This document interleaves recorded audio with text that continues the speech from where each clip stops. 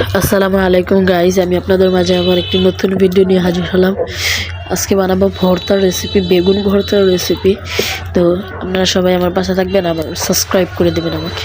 প্রথমে আমি বেগুনগুলোকে তেলে ভালো করে ভেজে নিয়েছি।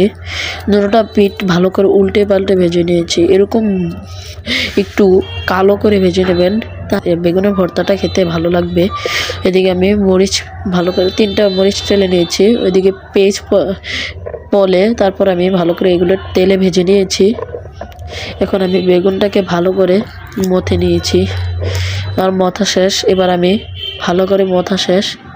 তারপর আমি দিয়ে দেবো পেঁয়াজগুলো দেওয়ার পর তারপর দিয়ে দেবো মরিচ সাইডে। এদিকে লবণটা দিয়ে দেবো, কেননা আমরা বেগুন ভাজার সময় লবণ দিয়ে দিয়েছি, তাই লবণটাকে খেয়াল করে দিতে হবে।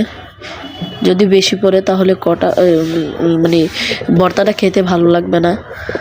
তো মরিচগুলোকে একটু মথে নিচ্ছি। 3টা মরিচ মথে নেব। আপনারা আপনাদের পর্যাপ্ত অনুযায়ী ঝাল দেবেন। আমি একটু ঝাল বেশি খাই, তাই আমি একটু ঝাল বেশি দিচ্ছি। এগুলোকে এবার ভালো করে মিশিয়ে নেব।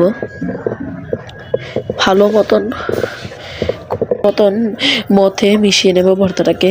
আমার মাখা শেষ, আমার ভর্তা রেডি।